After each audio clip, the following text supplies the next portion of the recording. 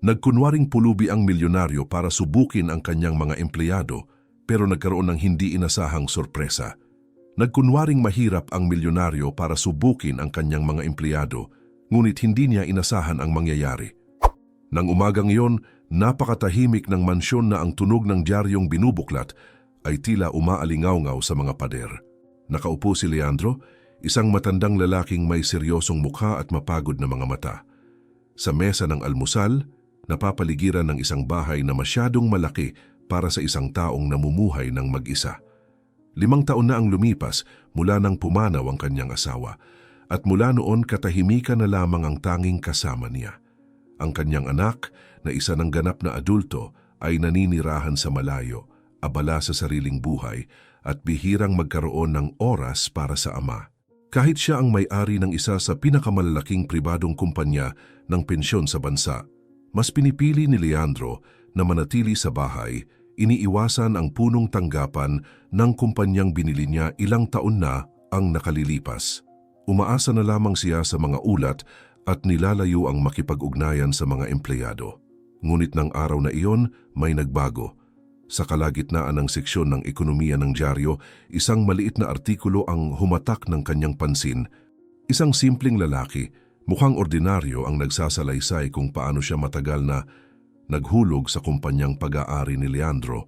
Ngunit pagdating ng panahon para matanggap ang kanyang benepisyo, laking gulat niya na mas maliit ang natanggap niya kaysa sa napagkasunduan. Sinubukan daw niyang magreklamo ngunit hinarap siya ng kawalang galang at panlalait. Napakunot-noo si Leandro, binasa ng maigi ang bawat linya, inulit ang talata ng ilang beses. Unay kaba, sunod ay hiya. Ang imahe na iniisip niya para sa kanyang kumpanya, o ang inaasahan niyang imahe nito, ay gumuho sa isang iglap dahil sa maikling patutuong iyon. Marahan niyang inilapag ang diaryo sa mesa at tumingin sa tasa ng kape na ngayoy malamig na. Muling sumagi sa isip niya ang alaala ng kanyang asawa. Lagi nitong sinasabi na ang tagumpay ng negosyo ay hindi lang nasusukat sa kita, kundi sa dignidad ng pakikitungo sa mga kliyente. Kung may kahit isang kliyenteng naloko, hindi na sulit, anito noon. Hinaplos ni Leandro ang kanyang mukha, naramdaman ang magaspang na balbas at huminga ng malalim. May mali sa kumpanya at hindi na niya ito maaaring ipagsawalang bahala. Tumayo siyang determinado. Alam niyang kung pupunta siya roon bilang may-ari, magiging magalang at palakaibigan ang lahat. Ipapakita na maayos ang lahat. Ngunit gusto niyang makita ang katotohanan sa likod ng palabas. Kaya umupo siya sa harap ng computer at gamit ang sapat na kaalaman sa sistema, binuksan niya ang internal na database ng kumpanya. Lumikha siya ng peking talaan gamit ang ibang pangalan. Kunwari isa siyang karaniwang tao na matagal nang naguhulog para sa pensyon. Kinuwenta niya ang tagal at halaga na dapat niyang matanggap kung totoo siyang kliyente.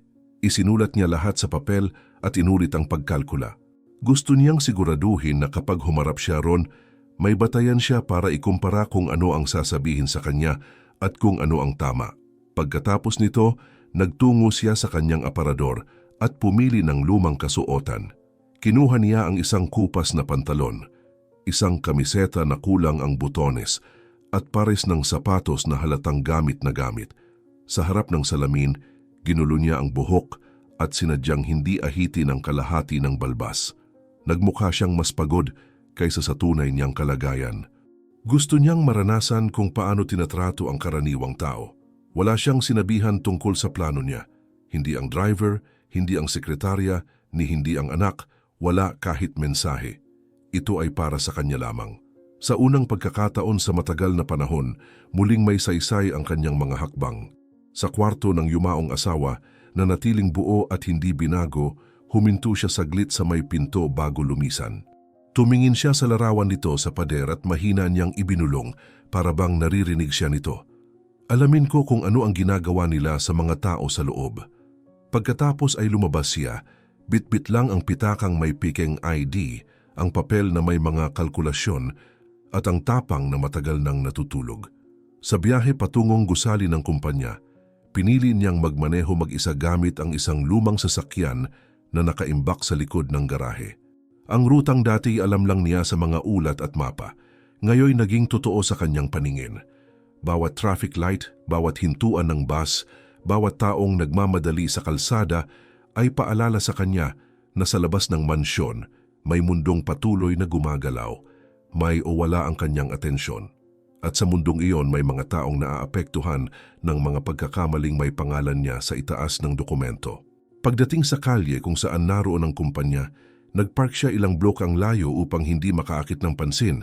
Bumaba siya ng dahan-dahan, waring isa lamang matandang may libreng oras at kaunting pera. Nang malapit na siya sa pangunahing pasukan, tumingala siya sa gusali kung saan nakalagay ang pangalan ng kumpanya sa malalaking metalikong letra.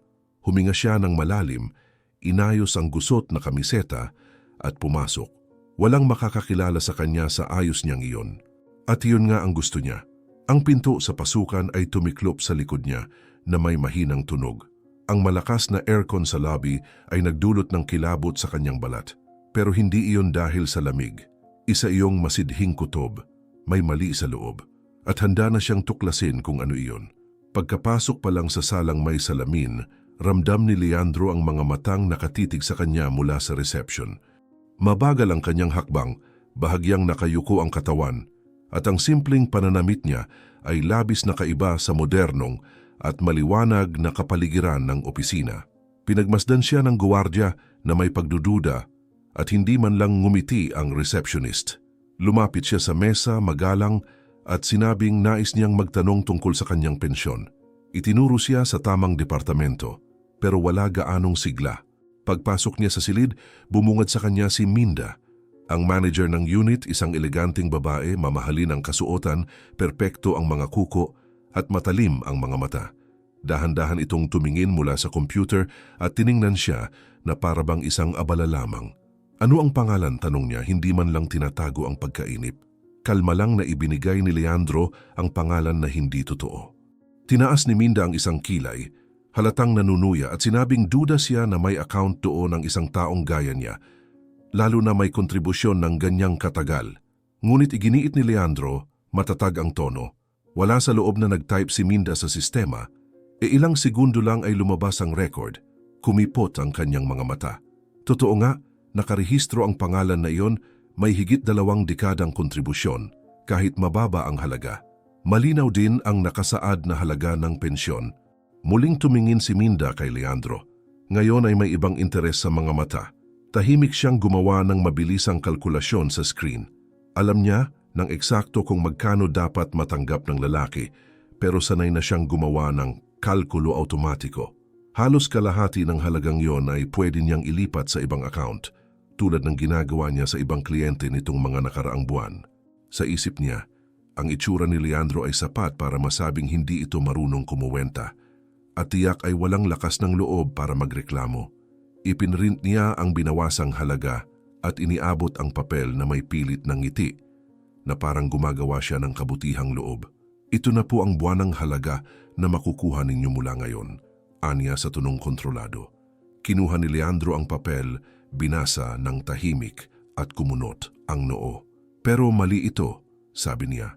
Sa tagal at halaga ng binayad ko, dapat mas mataas ang tatanggapin ko.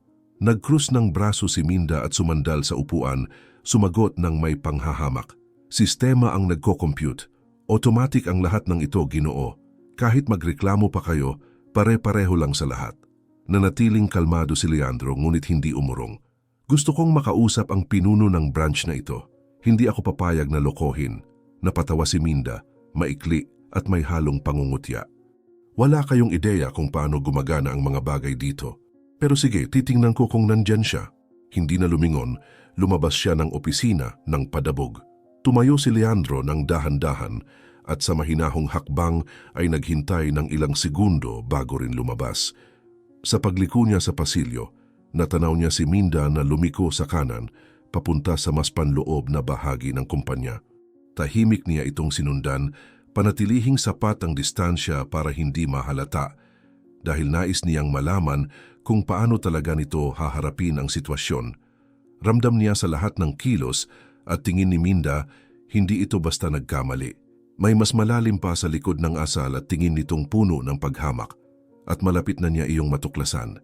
Maingat na sumunod si Leandro sa mga pasilyo ng kumpanya, laging nasa ligtas na distansya habang tinitiyak na hindi siya mawawala sa tanaw ni Minda. Malamig ang paligid, mapuputi ang dingding, may mga larawan ng kumpanya na walang kahulugan. Matagal na siyang nakapunta rito noong binili niya ang gusali, pero hindi niya pinansin noon ang mga detalye. Ngayon, bawat hakbang ay parang mas mahalaga pa sa lahat ng pulong na dinaluhan niya bilang negosyante. Nang huminto si Minda sa harap ng isang silid at sumandal sa dingding, nagtago siya sa likod ng liko ng pasilyo, sapat para makarinig pero hindi makita. Ilang sandali lang dumating si Ernesto. Lalaki itong may kumpiyansa sa sarili, nakasuot ng mamahaling long sleeves at may ngiting mayabang. Pagkakita kay Minda, agad itong nagsalita ng pabiro. Yung matandang makulit na yun kanina, grabe makainis, ani Minda sabay tawa. Humihingi pa ng dagdag, kala mo may karapatan.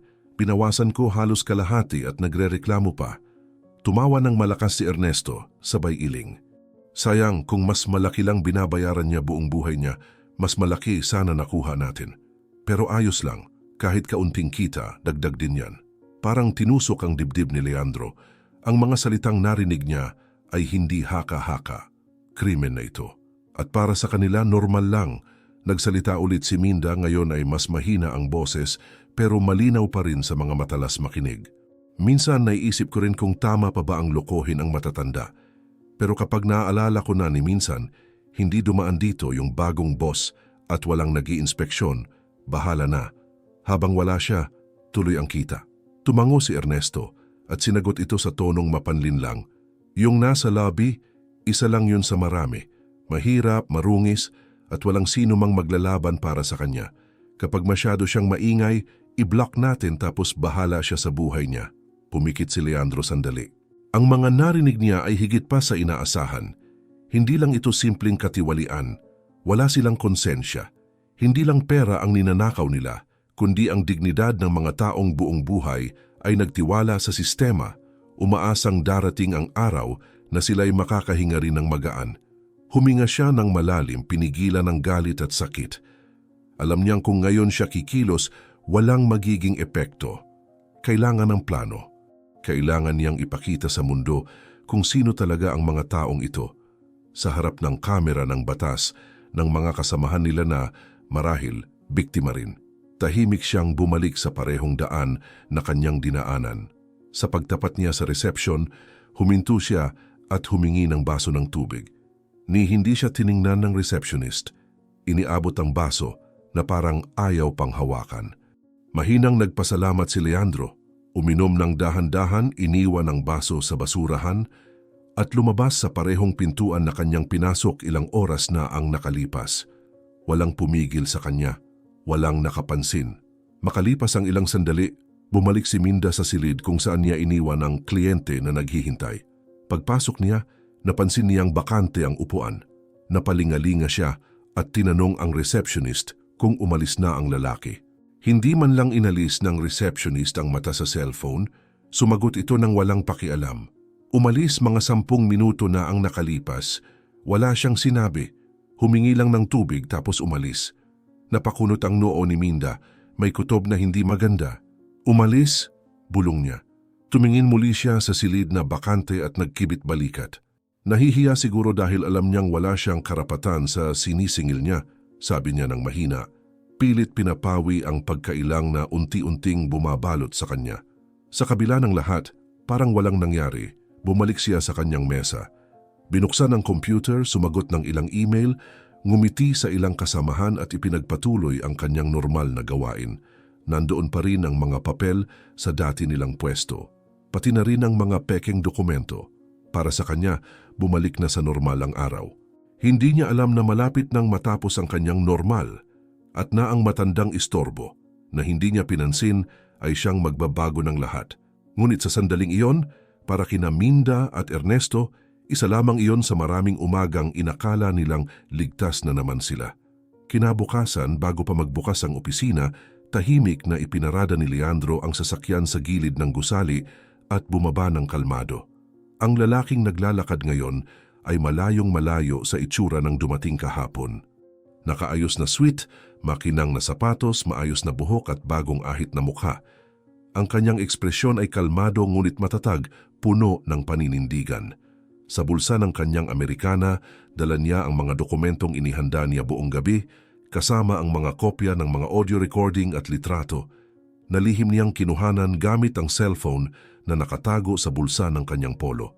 Buong gabi siyang nag-ayos ng ebidensya, paulit-ulit binasa ang lahat, maingat na pinaghandaan ang bawat hakbang. Tumawag siya sa mga pinagkakatiwalaang kontak sa media at tahimik na ipinaalam sa mga awtoridad. Hindi siya gagawa ng iskandalo. Gagawin niya ang hustisya. Pumasok siya sa gilid ng gusali gamit ang sariling access key gaya ng dati noong bagong bili pa lamang niya ang kumpanya. Tahimik siyang dumaan sa mga bakanteng pasilyo, umakyat sa huling palapag at pumasok sa opisina ng direktor. Isinara at inilak ang pinto sa likod niya. Umupo siya sa mesa, inayos ang mga papel sa harapan at naghintay doon habang unti-unting sumisikat ang araw sa likod ng mga gusali at nagsimula nang dumating ang mga unang empleyado. Ilang minuto makalipas ang 8, narinig ang tunog ng takong ni Minda sa pasilyo. Pumasok siya sa gusali habang maingay na nakikipag-usap sa telepono gaya ng nakasanayan, mayabang ang dating. Pagdaan sa lobby, kumaway siya sa ilang kasamahan at nagpatuloy patungo sa kanyang departamento. Pagdating niya sa area ng direktor at makitang bukas ang pintuan ng pangunahing opisina, agad siyang natigilan. May kilabot na dumaan sa kanyang likuran. Sa loob, nakaupo sa leather chair, nandoon ang parehong lalaking nakita niya kahapon, ngunit halos hindi makilala. Hawak nito ang isang folder at seryosong nagbabasa ng ilang papel. Tinutukan ng sikat ng araw ang kanyang mukha sa pamamagitan ng bintana. Naramdaman ni Minda na parang tumaob ang kanyang sikmura. "Ha, ikaw?" sabi niya, pilit pinapanatili ang postura sa kabila ng kaba. "Anong ginagawa mo dito? Pasensya ka na pero para lang sa mga direktor ang lugar na ito." Hindi agad tumingin si Leandro. Sa parehong kalmadong kilos, tinapos niya ang huling pahina. Inilapag ito sa mesa saka siya tumingin. "Tama ka," sagot niya. "Eksklusibo ang silid na ito para sa mga direktor, kaya nga ako narito. Ako ang nararapat na nandito." Umatras ng 2 hakbang si Minda, litong-lito. Tumayo si Leandro at nagsalita sa matatag na tinig. "Ang pangalan ko ay Leandro. Ako ang may-ari ng kumpanyang ito." Ilang segundo, walang nagsalita. Tumahimik ang buong pasilyo. May ilang empleyado ang papalapit para silipin ang nangyayari at tumigil sa may pintuan. Parang napako si Minda. "Hindi ito totoo," bulong niya. "Ikaw, nandito ka kahapon. Nakasuot ng damit ng isang karaniwang tao," dugtong ni Leandro. "Gaya ng libu-libong kliyenteng dapat ninyong pinaglilingkuran. At sa anyong yon, nalaman ko ang katotohanan sa loob ng sariling kumpanya." Nagsimulang magbulong-bulong si Minda ng walang saysay, pero pinutol siya ni Leandro. "Hindi dito. Sumama ka sa akin sa lobby." Nag-atubili siya. Maputla, nanlalaki ang mata, pero wala siyang pagpipilian kundi sumunod. Nagkatinginan ang mga empleyado, halatang balisa, at may ilan na sumunod sa kanila. Pagbaba nila sa lobby, biglang natigilan si Minda sa nakita. Nandoon ang mga mamamahayag, may mga kamerang nakatutok, mikropono sa harap ng pinto at may mga pulis na nakapwesto sa gilid. Kilala na ng media kung sino si Leandro at naghihintay lamang ng senyas para magsimula. Kumindat si Leandro at humakbang pasulong. Naiwan si Minda, pakiramdam niya ay lahat ng mata ay nasa kanya. Ngayon, isang mabilis na paalala. Para maipagpatuloy naming ihatid ang mga ganitong kwentong nagbibigay inspirasyon ng libre, inaanyayahan ka naming i-like ang video at mag-subscribe sa aming channel. Magkomento ng salitang hustisya sa ibaba. Maraming salamat at ituloy na natin ang kwento. Mga ginoo at ginang, panimula niya sa malinaw at matatag na boses. Ako si Leandro, ang may-ari ng kumpanyang ito ng pensyon. Sa nakalipas na mga buwan, nakatanggap ako ng mga ulat at reklamo mula sa mga kliyente na sinabing niloloko sila sa pagkuha ng perang pinag-ipunan nila habang buhay. Kahapon, nagpunta ako rito nang nakadisguise bilang karaniwang kliyente. Tinrato ako ng may paghamak, pagdududa at panlilinlang. Binigyan ako ng maling halaga at ang mas masahol pa, nakarinig ako ng mga usapan na hindi lamang bastos kundi kriminal, nagpapakita ng sistematikong pagnanakaw sa loob ng gusaling ito. Naitutok ang mga kamera kay Minda na ngayon ay nanginginig na. Ang manager na si Minda, kasama ang empleyadong si Ernesto, ay matagal nang nagmamaniobra sa mga halaga ng pensyon upang ilihis ang bahagi ng bayad ng mga kliyente papunta sa kanilang personal na account. May hawak akong mga dokumentadong ebidensya, binagong record sa loob ng sistema at isang malinaw na audio recording ng usapan nilang dalawa. Humakbang si Minda, pilit na pinapahinto siya. Hindi totoo yan, hindi mo pwedeng... Tiningnan ni Leandro si Minda ng diretso. Hindi nagbago ang tono ng kanyang boses. Hindi lang ako pwedeng kumilos, kailangan ko.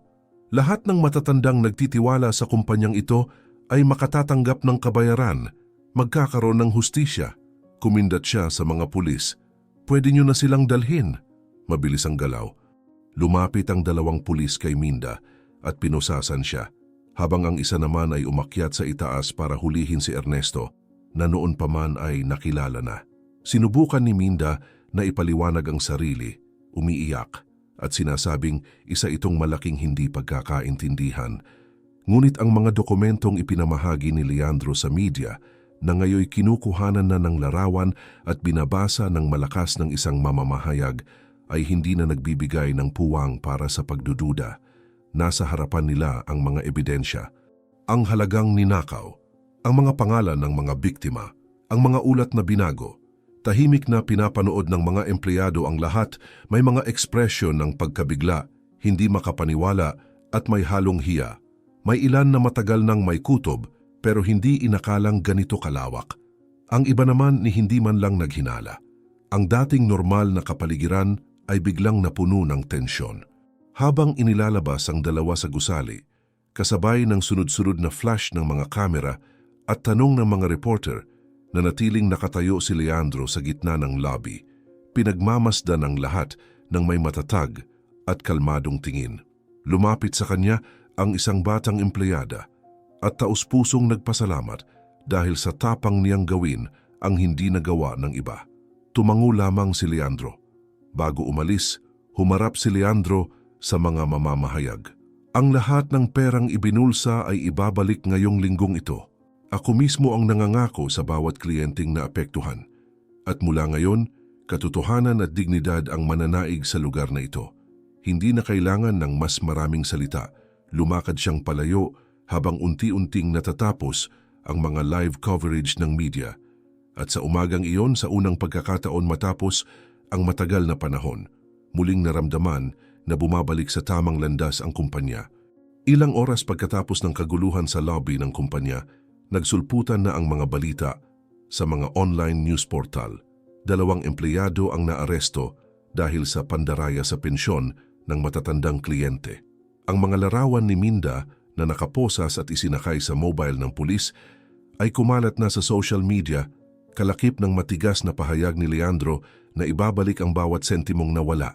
Ngunit sa loob ng kumpanya, nanatili pa rin ang tensyon at pagkagulat.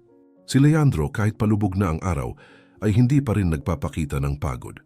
Nananatili siyang naglalakad sa bawat departamento, humihingi ng mga listahan, nagpapakalkula ng mga ulat, kinakausap ang mga tauhan isa-isa, binubuksan ang mga lumang account, at sinusuri ang lahat ng may sukdulang atensyon. Habang nalalaman niya ang mga pangalan ng mga pensyonadong naapektuhan, agad siyang nagpapatawag ng tawag. Para sa ilan sa kanila, siya mismo ang tumatawag. Nagsasalita siya ng kalmado ngunit diretso. Tumatawag po ako para ipaalam na may matinding pagkakamaling natuklasan sa halaga ng inyong pensyon. Gusto kong malaman ninyo na ako mismo ang nag-aasikaso para maitama ang lahat. Bago matapos ang linggo, matatanggap niyo na ang tamang halaga, kasama ang lahat ng nawala sa inyo. Sa kabilang linya, maraming kliyente ang hindi mapigilan ang pag-iyak. May ilang humingi ng paumanhin sa pagreklamo noon na hindi pinansin. May iba na nagpahayag ng taus-pusong pasasalamat habang umiiyak. Isa sa kanila, nanginginig ang boses, ang nagsabi na ang perang iyon ay makatutulong para muling makabili ng gamot na ilang linggo na niyang tinitipid. Tahimik na pinakikinggan ni Leandro ang bawat kwento, at kahit pilit niyang pinananatili ang tikas, naramdaman niya ang bigat na dumadagan sa dibdib niya sa bawat tawag. Habang lumalalim ang hapon, unti-unti ring lumalapit ang ilang empleyado upang magpasalamat o humingi ng tawad sa kanilang pagkukulang. Hindi sila sinagot ni Leandro ng may galit. Ang hiling niya lang, mula ngayon, unahin ang mga kliyente. Walang sino man dito ang dapat makalimot na mga buhay ang hinahawakan natin. Marami sa kanila ang ilang dekada nang nagtitiwala sa atin. At ang tiwala ay ang pinakamahalagang bagay na pwedeng ibigay ng isang tao, aniya. Inulit niya ang mga salitang ito ng ilang beses sa maghapon at unti-unting kumalat ang mensahe sa mga pasilyo. Pagdating ng oras ng uwian, halos wala ng tao sa gusali. Ngunit si Leandro ay nanatiling nag-iisa sa silid kung saan, noong nakaraang araw lamang, ay pumasok siya bilang isang hindi kilalang matanda. Umupo siya sa parehong silyang pinag-antayan niya noon. Hawak pa rin ang pekeng papel ng kanyang pekeng talaan. Inilapag niya ito sa mesa at tumingin sa paligid. Pareho pa rin ang carpet, ang mga larawan sa dingding, ang mga muebles. Ngunit sa pagkakataong iyon, may katotohanan na roon. Lahat ng nasaksihan at narinig niya sa loob ng 24 na oras ay may binago sa kanya. Ipinatong niya ang mga braso sa mesa at tumingin sa labas ng bintana. Sa kalsada patuloy ang galaw ng lungsod, pero sa loob ng silid, tila bumagal ang oras. Muling lumitaw sa alaala niya ang imahe ng kanyang asawa. Napakalinaw na halos marinig niyang muli ang tinig nitong dati paulit-ulit niyang binabaliwala. Ang mga tao ay hindi numero. Bawat isa may sariling kwento, sakit at pag-asa. Hindi mo dapat kalimutan yan kailanman. Mahina niyang binigkas mag-isa sa silid. Tama ka, dapat noon pa lang nakinig na ako, pero ipinapangako kong mula ngayon magiging iba na. Nanatili siyang tahimik ng ilang minuto. Ang liwanag ng dapit hapon na dumaan sa mga bintana ay nagbigay ng gintong kulay sa silid. At sa sandaling iyon, hindi na niya naramdaman ang sarili bilang isang negosyanteng nagtatanggol ng reputasyon. Isa na lang siyang lalaking gustong itama ang mali. Bago umalis, pinatay niya ang mga ilaw at naglakad sa mga tahimik na pasilyo. Huminto siya sa reception, tiningnan ang parehong mesa kung saan siya ay humiling ng isang baso ng tubig. At pagkatapos ay ang salaming pintuang pinasukan niya bilang isang hindi kilala. Hinawakan niya ang doorknob ng dahan-dahan, huminga ng malalim at lumabas bitbit ang katiyakang sa araw na iyon hindi lang ang kumpanya ang nagbago, siya rin. At para sa kanya, iyon ang mas mahalaga kaysa anumang balita sa dyaryo. Makalipas ang isang linggo mula nang yumanig ang kumpanya, kapansin-pansin na sa lahat ng sulok ang epekto ng lakas ng loob ni Leandro. Naibalik na ang lahat ng perang nadaya, bawat sentimo, sa mga kliyenteng naapektuhan. Isang trabahong masinsinan, ginawa ng may dedikasyon at agarang aksyon. Ilang araw na abala ang mga team sa pag-aayos ng mga talaan, pag-update ng mga file, at pakikipag-ugnayan sa mga matatandang dati, tuluyan nang nawalan ng tiwala sa kumpanya, pati na rin sa kahit anong pangakong kabayaran. Marami ang hindi makapaniwala nang makatanggap ng tawag. May ilan pang akala'y scam lang yon. Ngunit nang pumasok ang pera sa kanilang mga account, nagsimula ang pagbuhos ng mga mensahe ng pasasalamat, tawag na may nanginginig na tinig at pati mga liham na isinulat kamay na araw-araw ay dumarating sa reception, lahat nakapangalan kay Leandro. Isa sa mga liham ay nagsabing, matapos ang napakaraming taon na itinuring akong pabigat, may isang tao na sa wakas ay naalala na isa rin akong taong may pinanggalingan. Lumaganap na ang balita sa buong syudad, ngunit kahit pa sunod-sunod ang alok ng mga panayam, tinanggihan ni Leandro ang lahat. Ayaw niya ng mikropono, kamera o palakpakan. Tanging katahimikan at paninindigan ang gusto niya. Ginawa lang niya ang tama at para sa kanya sapat na iyon. Ang mga bagong pinunong iniluklok niya ay hindi tulad ng mga nauna. Mga taong may malasakit, marunong makinig sa kliyente at hindi nagtatago sa likod ng malamig na teknikalidad. Mula noon ang serbisyo ng kumpanya ay naging mas makatao. Mas maraming ngiti sa mga pasilyo, mas maraming sandali para makinig, mas maraming titig na may pakialam. Ang mga lumang empleyado'y nagbago ng tono at ang mga bagong dumating agad natutunan na ang tunay na prioridad doon ay ang mga tao. Kahit may edad na hindi tuluyang lumayo si Leandro sa gusali. Minsan sa isang linggo, tahimik siyang dumarating. Maagang dumadating, umiikot sa mga departamento, bumabati lang sa pamamagitan ng tango at pinagmamasdan ang paligid. Nauupo sa isang tahimik na sulok, kumukuha ng kape at pinapanood ang kilos ng lahat. Wala siyang inaasahan, wala siyang pinapatawag. Pinagmamasdan lang niya. Ngunit ang kanyang presensya kahit walang salita ay may bigat. Ang mga veteranong empleyado'y may galang sa kanya. Ang mga bago kahit hindi alam ang buong nangyari ay may pakiramdam na ang lalaking iyon ay higit pa sa kanyang itsura. May kakaiba sa kanya, ang sabi nila, at tama sila. Pati ang buhay niya sa bahay ay nagbago. Ang hardin na matagal nang pinabayaan ay muling nagsimulang mamulaklak. Tahimik si Leandro ngunit madalas siyang makitang naglalakad sa pagitan ng mga halaman. Hindi siya palasalita, pero ang kanyang mga mata ay nagsasalita ng mas higit pa. Isang Sabado ng hapon, huminto siya sa harap ng isang lumang larawan sa estante ng sala. Larawan iyon ng kanyang asawa, kuha noong unang taon nilang lumipat sa bahay na iyon. Nakangiti ito, nakapatong ang mga kamay sa kandungan, at ang mga matay may liwanag ng pagmamalaki at katahimikan. Tumigil doon si Leandro, tahimik sa mahabang sandali, hanggang sa marahang ibulong, halos paanas. Ginawa ko yung lagi mong sinasabi. Tinuring ko silang mga tao, at naintindihan nila. Dahan-dahan niyang hinaplos ang gilid ng larawan at idinugtong, hindi ko to ginawa para sa akin, ginawa ko para sa'yo, at habang kaya ko pa, ipagpapatuloy ko. Sa gabing din iyon, habang tinatapos niyang diligan ng isang hilera ng bagong tanim na bulaklak, tumunog ang telepono sa sala. Pumasok si Leandro ng dahan-dahan, pinupunasan ng mga kamay at sinagot ang tawag.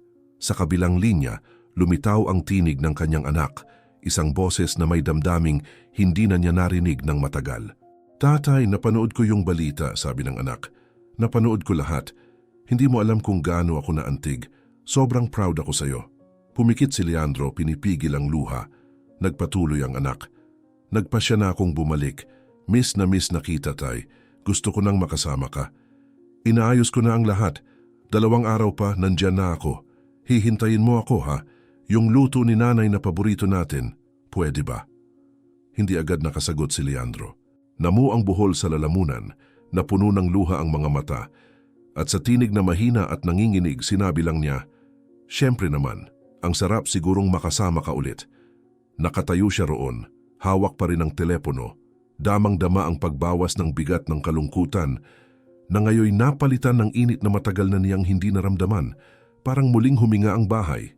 2 araw pagkatapos noon, bago pa lubusang sumikat ang araw, gising na si Leandro. Halos hindi siya natulog, hindi dahil sa kaba kundi dahil sa pananabik. Ang huling bisita ng anak sa bahay na iyon ay buwan na ang nakalipas at iyon pa'y isang tahimik at mabilis na dalaw, walang oras para sa usapan o yakap. Mula nang pumanaw ang asawa, naging bihira at malamig ang kanilang ugnayan, halos pampalubag-loob na lang. Pero ngayon, sa lahat ng nangyari, malinaw pa rin sa isipan niya ang sinabi ng anak sa telepono, "Gusto ko nang makasama ka, babalik na ako." Inihanda ni Leandro ang bahay ng buong ingat.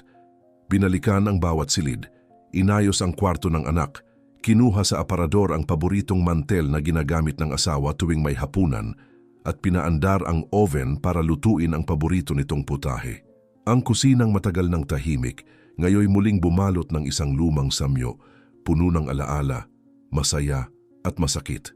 Habang hinihiwa niya ang mga gulay, huminto siya sandali, pinunasan ang mata gamit ang tuwalya sa kusina, at bulong niya, may pagngiting pagod, "Magugustuhan mo sana ang araw na to." Pagdating ng anak, hindi pa man tuluyang nakapark ang sasakyan, ay nasa pinto na si Leandro walang salita, tanging tingin na puno ng damdamin.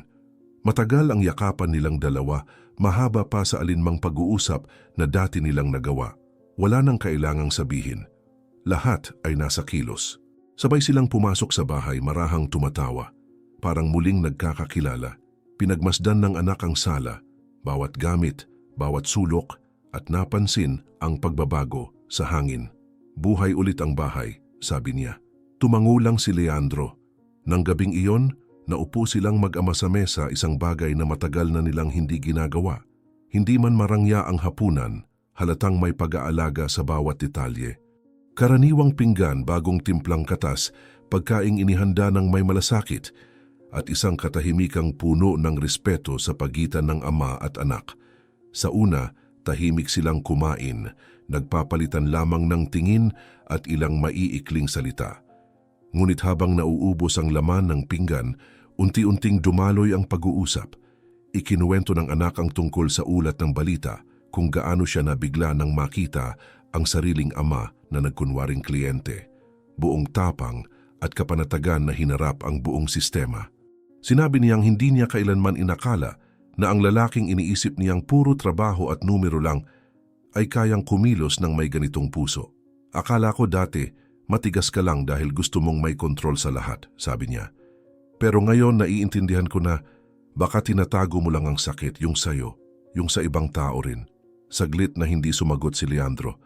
Tinitigan niya ang pinggan ng ilang segundo bago nagsalita, bahagyang nanginginig ang tinig. Ilang taon akong naniwalang sapat ng magpantay ang mga numero.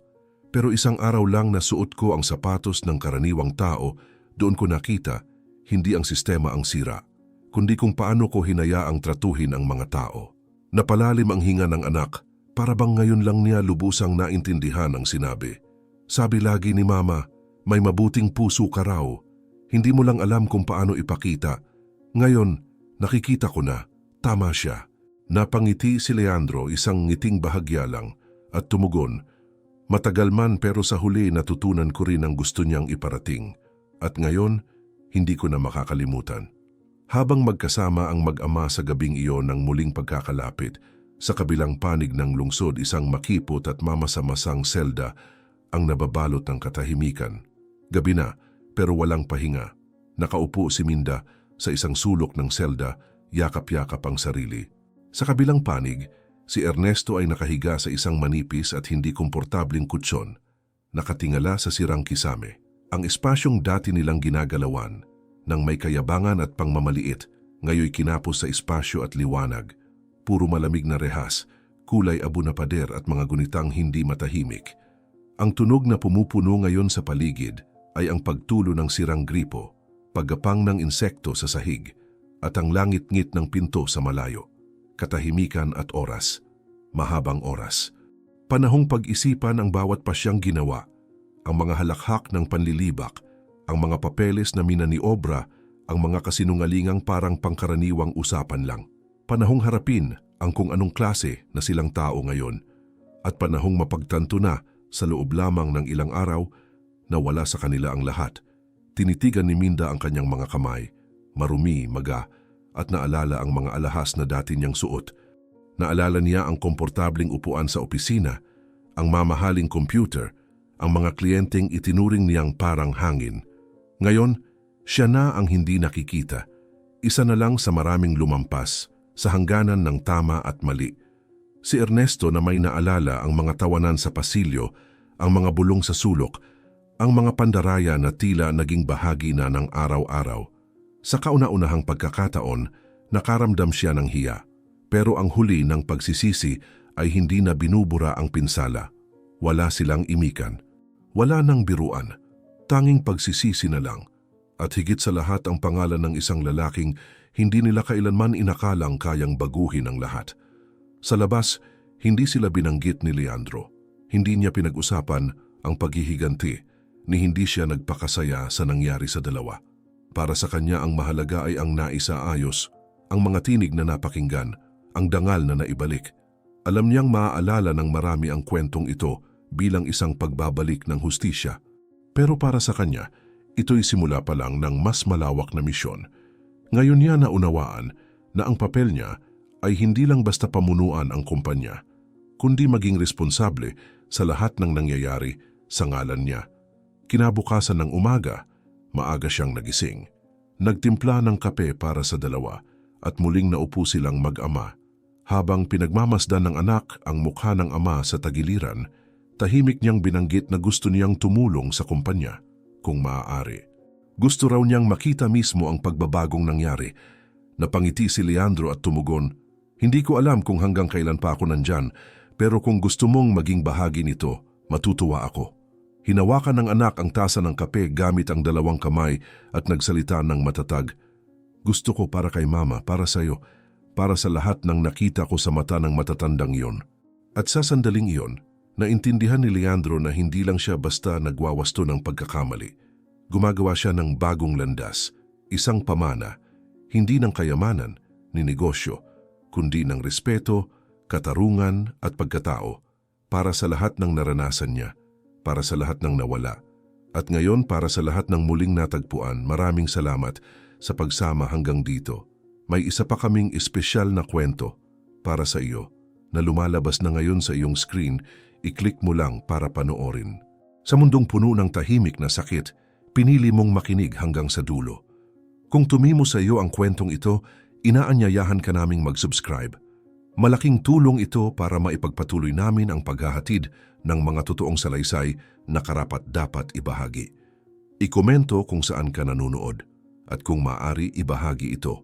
Maaring maliit na bagay lang ito, pero ang pagpapalaganap ng isang kwento ng pagbangon ay isa ring paraan ng pagbibigay ng pag-asa.